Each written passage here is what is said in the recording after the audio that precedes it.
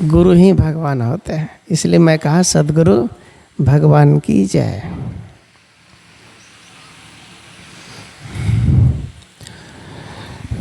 देवी और देवताओं, आप सबके बीच कुछ देर निवेदन प्रस्तुत है। कबीर साहब की एक दोहा है, उस पर हम लोग थोड़ी चर्चा करेंगे। कबीरा खड़ा बाजार में, सबकी मांगत खैर, ना काहू से दोस्ती ना काहू से बैर।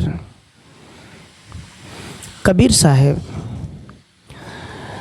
सामाजिक जीवन, पड़ोसी, माता पिता, पति पत्नी, अड़ोस पड़ोस सबको एक सूत्र में बांधने के लिए, प्रेम में जीने के लिए सलाह देते हैं।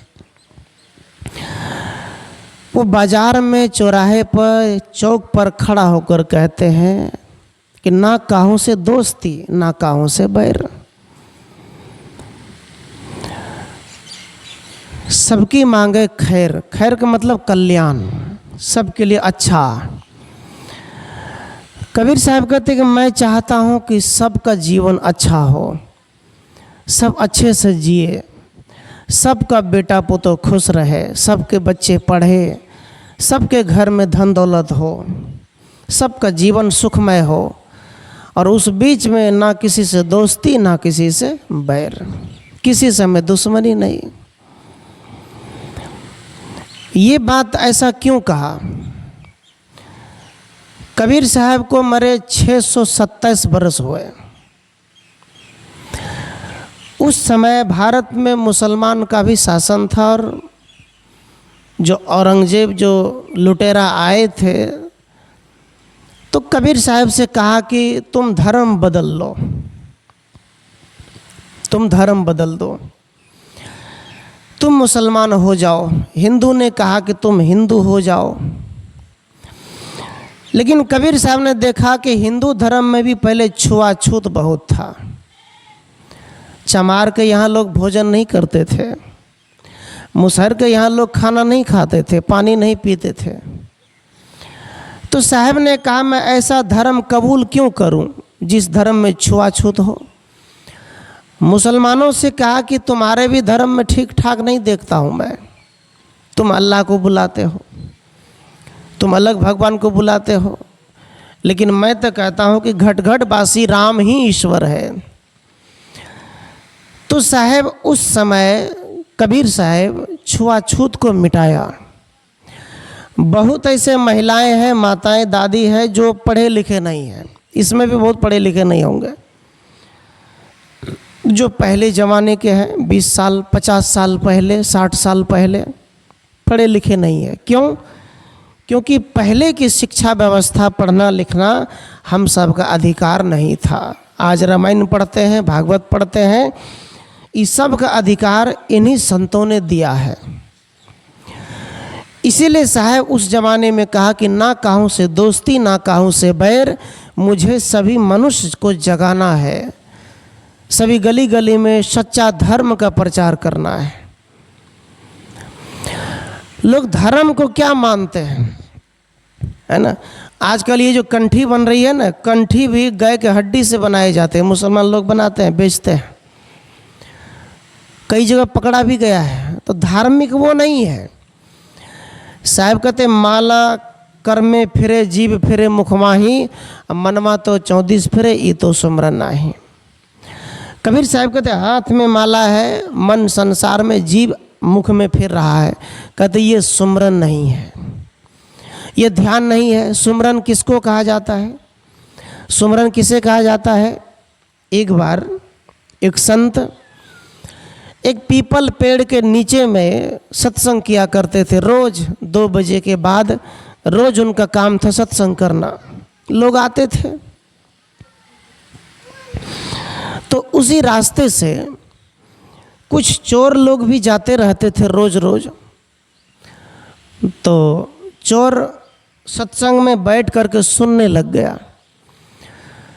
सुनते सुनते एक दिन क्या हुआ, साधु को निमंत्रण दे दिया कहा संत जी मैं तो चोर हूँ, लेकिन जब से मैं आपका सत्संग सुना हूँ मुझे लगता है कि ये काम नहीं करना चाहिए, मैंने छोड़ दिया।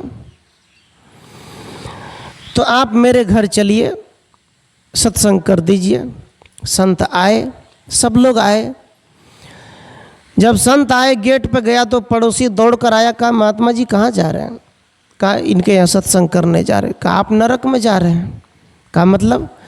कह रहे वो पापी आदमी है, उसके यहाँ कैसे सत्संग करोगे? चोरी, आप उसके यहाँ भोजन करोगे तो आप भी नरक में जाओगे। तो कहा ठीक है। साधु को तो मन में शक पैदा हो गया, सत्संग तो कर दिया, लेकिन जब जाने लग गए वहाँ से तो वो घर वाले ने कहा कि भोजन करिए। कहा नहीं मैं नहीं करूँगा, भोजन नहीं करूँगा। कहा क्यों? कहा तुम चोरी करके लाते हो, मैं कैसे खाऊंगा? उसने कहा कि देखिए आपकी सत्संग सुन करके मैंने छोड़ दिया, मैं अब सत्संगी हो गया, मैं सत्संग में जाता हूँ, मैंने चोरी छोड़ दिया, अब आप क्यों नहीं खाते? कहा मैं नहीं खाऊंगा। नहीं खाया। दूसरे दिन चोर भी मर गया, साधु भी मर गया, दोनों मर गए। दोनों जब मर गए तो साधु और चोर दोनों पहुंच गया हम यमराज के पास। यमराज ने कहा, जो चोर था उनको कहा कि तुम इनको स्वर्ग में भेज दो, और जो साधु था उनको नरक में भेज दो। साधु ने गुस्साया, कहा ऐसा अन्याय क्यों? कहा जो चोर चोरी किया उसको आप स्वर्ग में भेज रहे हैं, हम साधना के तो हमको नरक में भेज रहे हैं, ऐसा क्यों? हम तो पुण्य का काम किए हैं। कहा नहीं नहीं, तुम्हारी किताब में यही लिखा हुआ है, डायरी में। तो वही पन्ना को जब उल्टाया तो देखा कि सच में साधु को नरक हुआ और चोर को स्वर्ग हुआ। तो पूछा ऐसा क्यों किया आपने? कहा देखो चोर आदमी तुम्हारा सत्संग सुन करके सुधर गया, जब तुमको बुलाया तो उसके यहाँ खाना नहीं खाया, प्रसाद नहीं खाया, भोजन नहीं किया, इसी कारण से तुमको नरक में भेजा जा रहा है। साधना तो किया, जो आदमी तुम्हारे ही सत्संग सुन के सुधर गया तब भी तो उनको गलत सोचता रहा, गलत समझता रहा, इसी कारण से तुमको नरक होता है, चोर को स्वर्ग होता है। यहाँ कहने का मतलब है स्वर्ग नरक, स्वर्ग नरक कोई बाहर नहीं है ना। जो कहते हैं ना कि हम मरेंगे तो बाहर में हमको स्वर्ग देगा भगवान, ईश्वर के दरबार में जाएंगे। कहाँ जाओगे तुम? यहाँ जब जीवन में चैन शांति सुख नहीं है तो मरने के बाद भी चैन शांति सुख नहीं होगा। यहाँ सुख शांति है तो मरने के बाद अपने आप स्वर्ग शांति है। हमारी मन में लालसा है कि हम सत्संग नहीं भी करेंगे तो हमको स्वर्ग होगा ही, क्योंकि पंडित जी आएंगे, पूजा करेंगे, हमको स्वर्ग भेज देगा। साधारण बात है। ऋषि मुनि तपस्या किए, गुफा में कुप्पा गाठ में बैठ के तपस्या किए, किसके लिए? वो भी पंडित जी को बुला लेते, ऐसा तो नहीं किया। इन्होंने तपस्या की और तपस्या करके आत्म स्वरूप को पहचाना, जाना, तब उनकी मुक्ति हुई और उनका ज्ञान समाज को बहुत कुछ दे रहा है। तो हमारा दो मंदिर होता है, मनुष्य जीवन का दो मंदिर है ना। बाहर की मंदिरें, यदि आज हम लोग मंदिर में बैठे हैं, यहाँ कोई युवक पूजा करने आए, कोई भी आदमी आए तो सिगरेट उतार देगा, बीड़ी फेंक देगा, शराब छोड़ देगा, मांस खाता है तो उस दिन छोड़ देगा, कोई भी चीज़ लेकर नहीं आता मंदिर में, और नहा धोकर आते हैं मंदिर में, निर्मल भाव से आते हैं और बड़े पवित्र से चप्पल बाहर उतार कर जाते हैं। लेकिन एक असली मंदिर तो और है।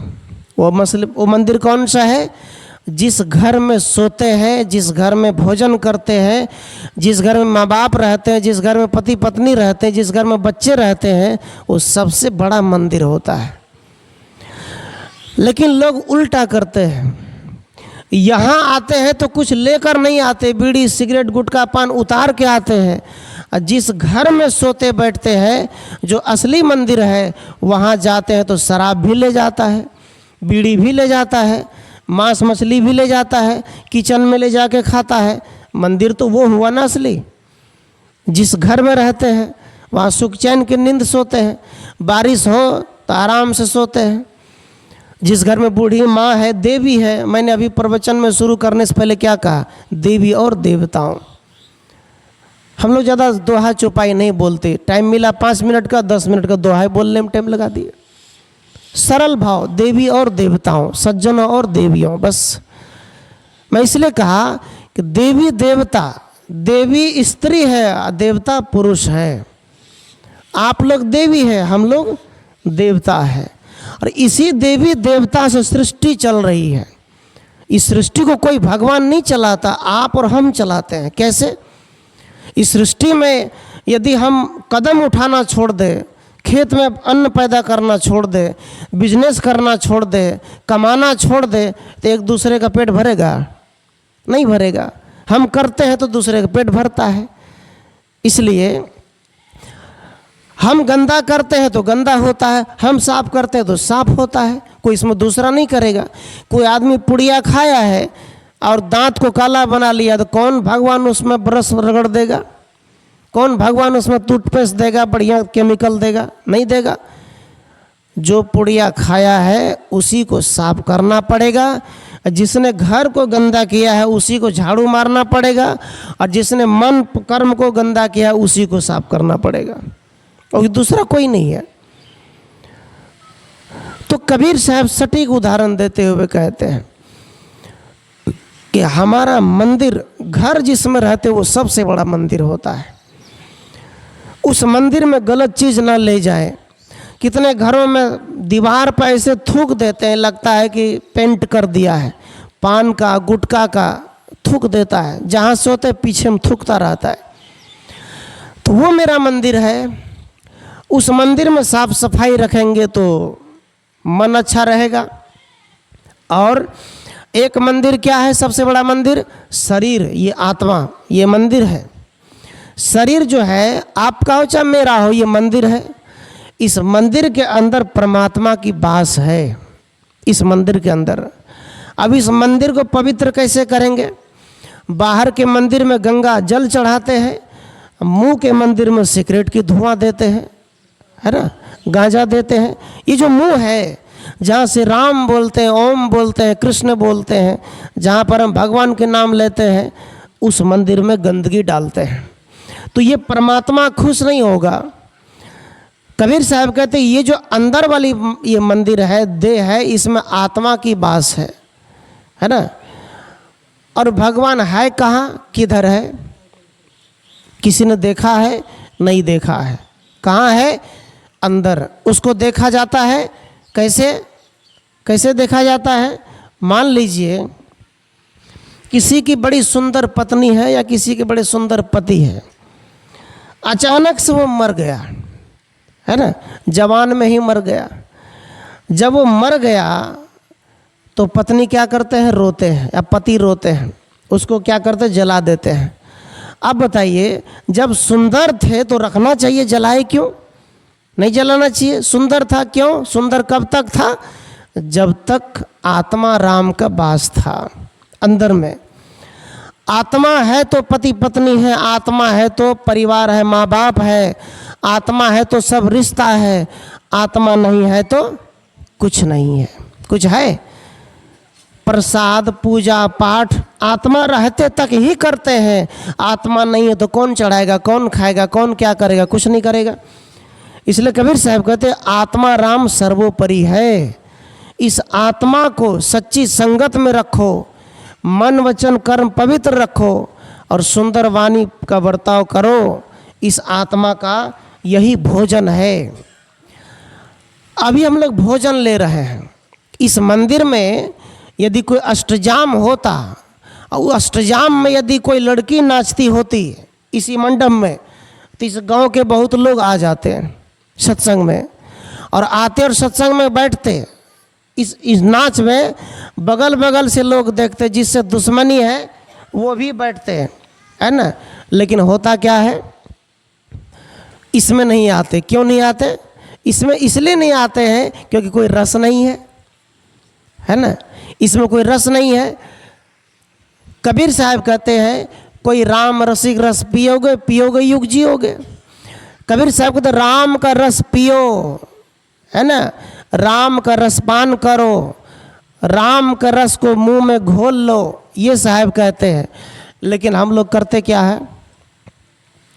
राम रस नहीं पीते हैं, काम रस पीते हैं। को क्या चाहिए, है ना? गुरु ने कहा तन मन धन सब अर्पण किन्हा, ये बात कही। तन अर्पण मतलब तन भी आपका, मतलब अब हम आपको सुमरन करते हुए ही कर्म करेंगे। खेती सुमरन कहाँ भी किया जा सकता है, सब जगह। हम लोग काम करते करते जब कहीं गाड़ी चला, जैसे दूर जाते हैं इंडिया में, तो कार चलाते चलाते ये सोच लेते हैं कि कौन सी दोहा कौन सी चौपाई पर हमें बोलना है, उसको चिंतन करते रहते हैं, मतलब जाप चलता रहता है। ऐसा नहीं कि हम किताब उल्टाएंगे, हम ये बोलेंगे वो बोलेंगे, चट से तुरंत किस पे बोलना है उसको बोलना है। ये सुमरन है। मतलब जहाँ भी रहे, खेत में जाइए, कमाने जाइए, बाड़ी में, कहीं भी, सब जगह आप सुमरन करते रहिए। और जो हर जगह सुमरन करता है उसी का जीवन सफल है। केवल ये सत्संग नहीं है, यहाँ सत्संग में आए, सत्संग में एक महिला आई और सत्संग में आकर कहा कि साधु ने प्रवचन सुनाया, तो चले गए तो कल के पास वो बाल्टी में सरफ लेकर कुछ ऐसे ऐसे बाल्टी में कर रही थी। तो पड़ोसी के महिला भी गई, कहा की करे छिए? कहा या देखियो ने सत्संग करे छे। तो मजाक कल के मजाक करे छे, सत्संग करे छे। कल के कल कोन सत्संग है? कल के है नहीं, तो देखियो ने सत्संग करे छे। आ ये तो हमारा असली सत्संग छे। कल के केना देखियो तो की करे छे? कल के देख बाल्टी में सरफ छ, कपड़ा छ, हाथ ला के धोबे छ। ये तो घर का काम चाहिए, सत्संग थोड़े चाहिए। कल के नहीं, आपको पता है ये किसकी कपड़ा है? किसका? कहा मेरी सासू माँ की कपड़ा है। मैं कभी नहीं धोता था, लेकिन जब मैं सत्संग में गया, अब मुझे जब ये सुनने को मिला सत्संग, मैं कपड़ा धोने लग गया सासू माँ का। मुझे पता चल गया कि देवता वास्तव में मेरे घर में है ना, और मैं अपनी देवता की, देवी की कपड़ा साफ कर रही हूँ। मैं अपने सासू की कपड़ा साफ करूँगी तो मेरे घर में जो पुतो आएंगे मेरे कपड़े साफ करेंगे। यदि हम झटका मारेंगे, नहीं करेंगे, तो हमारे बच्चे हमारे साथ अभद्र व्यवहार करेंगे, हमारे बच्चे नहीं करेंगे, है ना। तो सत्संग कितने प्रकार का? पंडाल का सत्संग एक होता है करना, सुनना, कान से सुनो हाथ से करो, दो सत्संग होता है। तो कान से हम सुने, हाथ से करें, ये सत्संग सबसे बड़ा सत्संग होता है। और कबीर साहब का यही इशारा है ना। कबीर साहब कहीं आदमी को भटकने नहीं कहते, कहीं ना जाओ तुम। वो कहते हैं बस खेत जाओ और गुरु का सत्संग जाओ और घर आओ, शांति से जियो, इतना काम करो, इतना कमाओ, इतना कमाओ कि तुम्हारे जीवन में गरीबी ना रहे, ये काम करो। कबीर साहब का ये इशारा है। कहते हद चले सो मानवा, बेहद चले सो साध, हद बेहुद दू तजे ताकर मता आगाद। कबीर साहब को एक आदमी गुरु बनाने के लिए चला, है ना। कौन? सर्वानंद। एक आदमी था सर्वानंद, जो बड़े बहुत किताब पढ़ते थे। बैलगाड़ी पर किताब लाद करके लोगों से प्रश्न पूछते, हराते थे उसको। उसका नाम था सर्वानंद। सबको हराते थे वो। एक दिन माँ के पास गया, कहा माँ मेरा नाम बदल दो। कहा क्या? मेरा नाम कर दो सर्वाजीत। कहा क्यों? कहा मैं पूरे संसार को हरा देता हूँ। कहा नहीं बेटा, एक आदमी और है, उसको हरा कर दिखाओ। कहा किसको?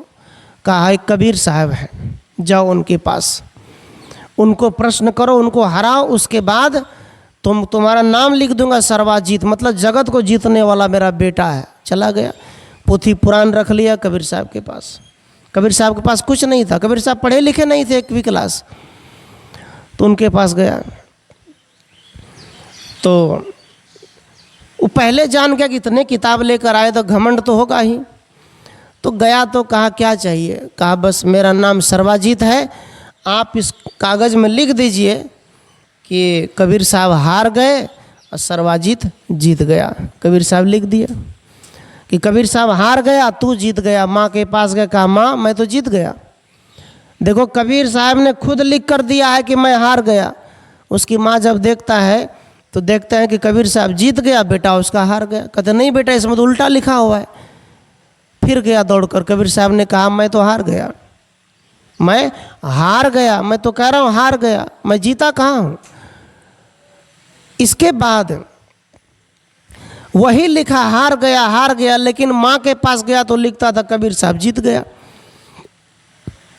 कबीर साहब के पास गया और कबीर साहब से पूछा कि देखिए आप लिखते हैं कि कबीर साहब हार गए, आपने हाथ से लिखते हैं, लेकिन जब मेरी माँ कागज़ पकड़ती है तो वहाँ होता है कबीर साहब जीत गए, मेरा बेटा हार गया, ये कैसे।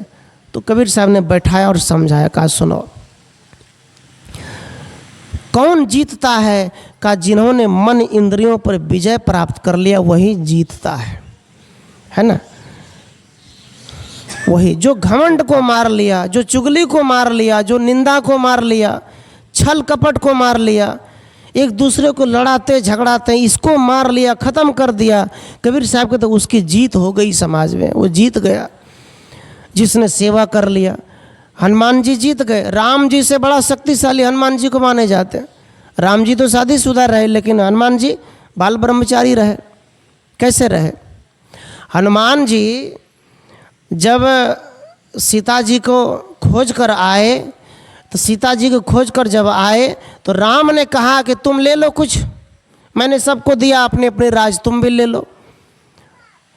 तो हनुमान ने कहा मुझे कुछ नहीं चाहिए, नहीं भगवान मुझे कुछ नहीं चाहिए। कहा ले लो, इंद्र का पद ले लो तुम। कहा नहीं कुछ नहीं चाहिए। कहा क्या चाहिए? लेना तो पड़ेगा। तो हनुमान जी मान गए। कहा क्या चाहिए? कहा मुझे 2 पद चाहिए। कहा क्या क्या?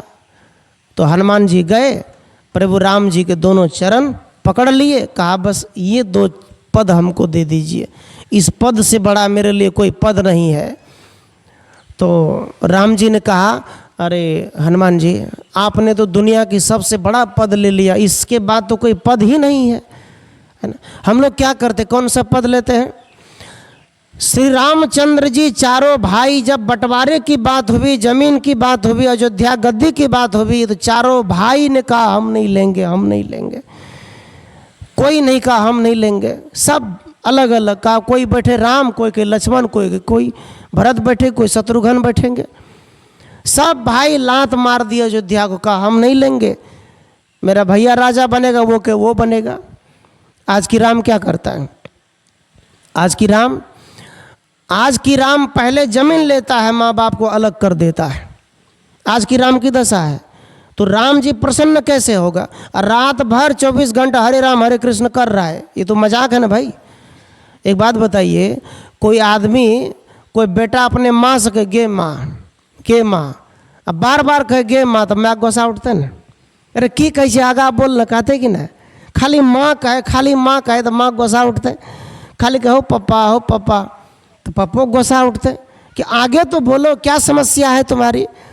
अब कोई कहे गुरुजी तो गुरुजी कहेंगे ना आगे तो बोलो क्या कहना है। इसी प्रकार 24 घंटा हम केवल बाजा लगाकर नींद हराम करें कि रात भर कहें, उससे राम प्रसन्न नहीं होता है। राम प्रसन्न होगा कर्मम उतारने से और राम बनने से।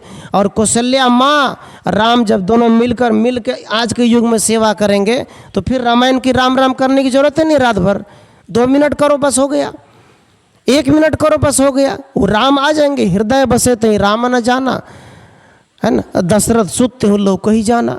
कबीर साहब कहते हृदय बसे उस राम को जाना नहीं। दशरथ पुत्र राम को रात भर करते हैं, फिर क्या होगा? फिर साहब कहते हृदय बसे जो राम है वो स्त्री के अंदर, पुरुष के अंदर, उस राम की बात कबीर साहब करते हैं। कहते हैं कि राम जी ने अयोध्या को ठुकरा दिया और आज की राम क्या करता है? जमीन ले लेता है, माँ बाप को ठुकरा देता है। फिर क्या होगा? ये धर्म नहीं है, ये भक्ति नहीं है, ये सत्संग नहीं है। तो हम सबको चाहिए कि जो बेटा है, 5 बेटा हो 4 बेटे हो, तो अपने हिस्सा में पहले बूढ़ा बूढ़ी को ले ले, कहें कि मेरे पास सब कुछ हो गया, उसके पास सब कुछ हो जाएगा। देखो बच्चा जब छोटा रहता है ना तो रुसता फूलता है।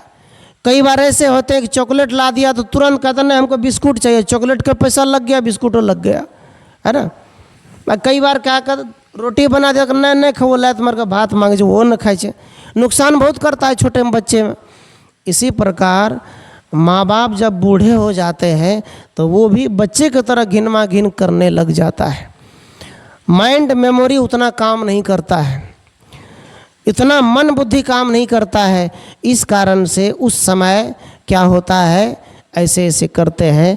तो उस समय हम सबको चाहिए जो जवान बेटा है वो उनकी सेवा सत्कार करें, जहाँ तक हो सके करें। यही धार्मिक है, धार्मिकता है। और यहाँ से आप चाहे गंगा स्नान चले जाओ, कहीं भी चले जाओ, तीर्थ व्रत घूम करके आओ, आपको सुख चैन कहीं नहीं मिलेगा। क्योंकि श्रवण कुमार ने अपने माँ बाप को कंधे पर बैठाकर यात्रा करवाए थे। आज की माँ बाप वो करता है क्या? नहीं करता है। तो सत्संग की परिभाषा है ना, सत्संग की परिभाषा परिवार समाज से अलग नहीं है, वो हमारे और आपके बीच है। तो हम सबको राम बनना चाहिए। और केवल राम नाम से काम नहीं चलेगा, राम उतार लें अपने आप में हम सब लोग। तो यहीं से पूजा शुरू होती है, आराधना शुरू होती है, वंदना शुरू होती है। वंदना कैसे करें, पूजा पाठ कैसे करें, किसका पूजा करें? पूजा करने का विधि होता है। आप संत की तस्वीर की पूजा घर में करो। आप कहो क्यों करो? मान लीजिए कबीर साहब है, बुद्ध भगवान है ना, नानक देव है, संत रविदास जी महाराज है, बाबा में ही है, इन सब का तस्वीर है। आप घर में लगाओ और उनकी पूजा करो। अब मिलेगा क्या करने से? आपको पता है संत परंपरा जितने हैं उन्होंने समाज के लिए बहुत कुछ किया, लेकिन जो 100-100 ग्राम की मिट्टी पत्थर लाते हैं उसकी पूजा करते हैं, उसने समाज के लिए क्या किया? संत ने बहुत कुछ किया। तो संत की पूजा करने से बच्चे के जीवन में, परिवार के जीवन में एक आस्था जगती है। वहाँ दीप जलाओ, दिया जलाओ, बच्चे को पकड़ कर ले जाओ, उंगली पकड़ के ले जाओ, दिया बच्चे के मस्तक से ऐसे ले दिखा दो, दिया का कान में तेल लगा दो। इस तरह करने से बच्चे के मन में अलग तरह के विचार आएगा, प्रभाव पड़ेगा उनके अंदर में। लेकिन घर छोड़ के जो पैसा लेकर के आप कर्जा लेकर के बाहर जाएंगे, हमको वहाँ जाएंगे तो ये होगा, ऐसा नहीं हो सकता। आप घर में ही सब कुछ करो, घर में पूजा का रूम बनाओ, घर में आप देवी देवता का जो कक्ष होता है वो बनाओ और घर में ही पूजा करके कर्म मेहनत करो, पैसे कमाओ, ये यहाँ से सुख मिलेगा। लेकिन हम लोग करते कुछ और है।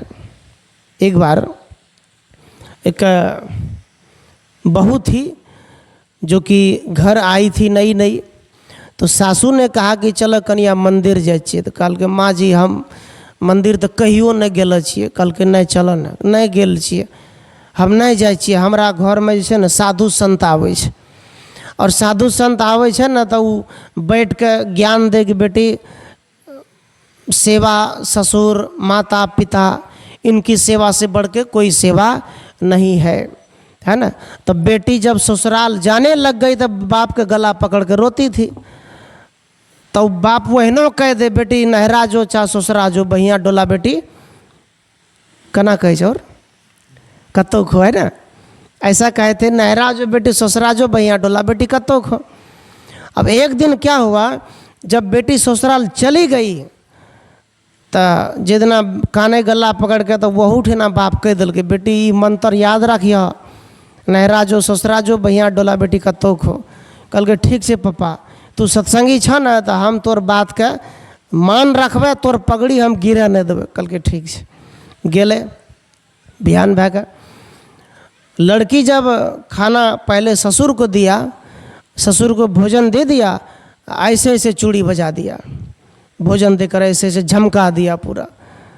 अब ऐसे जब किया तो ससुर कहते ये का मतलब होता है, भोजन देकर ऐसे ऐसे कर दिया। तो थोड़ा उसको लगा कि भै सके से कपड़ा तपड़ा सम्हारे में चूड़ी बोल गया थे। सास को दिया, उनको भी ऐसे ऐसे कर दिया। पति को दिया, वहाँ भी पति ने सोचा कि हमसे मजाक कर रही है, हमसे नहीं करेगी तो कहाँ करेगी।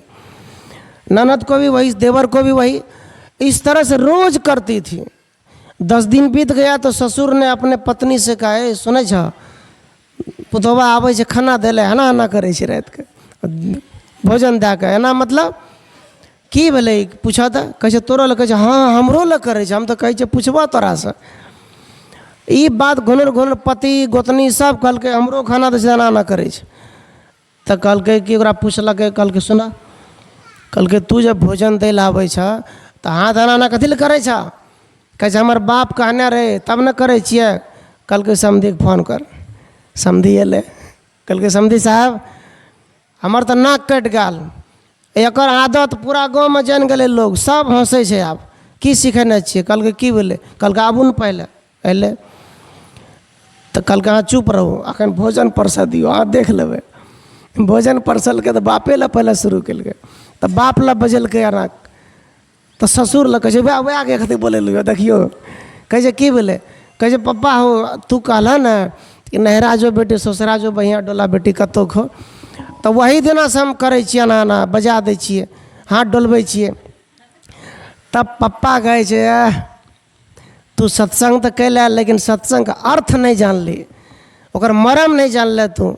कहलकै की भेलै, कहलकै ई नहीं कहलियो बेटी, कहलियो कि आज तुम बेटी हो, तुम बेटी की जीवन यात्रा शुरू होती है, बेटा घर में रहता है लेकिन बेटी इस घर से उस घर जाती है, तो बेटी यहाँ तुम्हारी माँ जो है थोड़ा सहन करेगी लेकिन उस घर में सुख दुख मिलेगा, उसको प्रसाद समझ करके भोजन कर लेना। उस घर में भी तुम ऐसे ही मेहनत करते रहना, हाथ मतलब दे झाड़ का काम करियो। हम तो ये कहलियो जे काम करे का सब दे झाड़ करियो, मन खोल के करियो, खुश भै करियो। हम तो ये कहने रहियो कि जाए रे पापा हम तो बेकार, तब कहे नहीं ना अब यह है थे। तो उस दिन से सुधार किया है ना, तो सुधार किया। तो उसी के सास कहा कि चलो मंदिर का हम नहीं जेबे, माँ जी हम नहीं जेबे, हमारा घर में साधु संत आवे, कहा चलो। ले गया, ले गए तो काली माता बड़ा त्रिशूल लेकर वहाँ खड़ी है। काली माता त्रिशूल लेकर खड़ी है और कहती है चलो मंदिर। अब पुतौवा देखलक मंदिर में त्रिशूल ले खड़ा, तो कहे माँ जी हम नहीं जेबे, वो मारते हमरा। तो कहे अरे उनसे नकली तू चला ना, सब जाए तहूँ चला। तो केले आगा आगा गले तो दुर्गा महारानी शेर पर बड़ा मुँह, ओकरा देखलकै तो फूल तूल डाली फेंक के भाग होते से। तो सौस कहे एना क्या करे छ, मंदिर नहीं देखलक यो, चल ना। कहे नहीं माँ जी हमरा डर रहे छै, बाघ देखे छ निकलते तो हमरे खा जेते। और जाने रहे सब कुछ, पुतवा जे छै ना ओकर दिमाग के खोले खातिर ढोंग करे रहे। तो आगे जाते जाते महिषासुर तलवार लेकर बड़े बड़े खंजर लेकर खड़े हैं, इस प्रकार से भागती गई। अंत में सौस कहते हैं देखो वो जो शेर है ना उसमें संठी है, बत्ती है, रस्सी है, माटी लेपा हुआ है, रंग पेंट है, वो सब नकली है, वो कुछ हिलते डोलते भी नहीं है, तुमको क्यों खाएगा, चलो आगे। और वो जो त्रिशूल में काली माता है उसमें भी बांस बत्ती वही सब है, माटी पत्थर, और उसको लोगों ने पेंट कर दिया, कपड़ा उपड़ा साड़ी उड़ी पहना दिया। वो कुछ बोलते नहीं है, तुम चलो अभी देखो प्रसाद चढ़ाएंगे, माछी नहीं उड़ाएंगे ना खाएंगे, चलो। तो आगे गई। तब अंत में कहते माँ जी जब वो सब नकली है, जब वो बोलते नहीं है, जब माछी नहीं उड़ाते हैं, जब खुद खाते नहीं है, तो हम असली वहाँ क्यों जाते हैं। तो सासू माँ कहे छे बात तो तू ठीके कहे छ।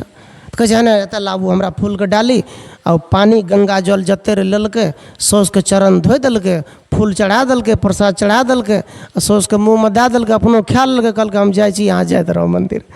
आ सौस पुतौ ओतऽ से चल दलके, आ सौसो ओकर साथे साथ घर चले ले, मंदिरों नहीं जा सकलके, है ना। ये बात थोड़ा सा लोगों को लग सकता है लेकिन ये बात सच्ची है ना। असली जो है उनको खिलाते नहीं है, नकली को हम ज़बरदस्ती ले बाबा खाना, कौन खाएगा, कौन खाएगा। असली जो है जो खाने वाला है, बूढ़े माँ बाप दूध रोटी गुड़ कर खिलाओ, वो असली है। आपके घर में जो देवी देवता, आपके द्वार पे गौ माता है, आपके द्वार पे भैंस है जो कीचड़ में रहते हैं, उनको थोड़ा सुख सुविधा दो, वो आपको आशीर्वाद देगा, वो दुआ देंगे।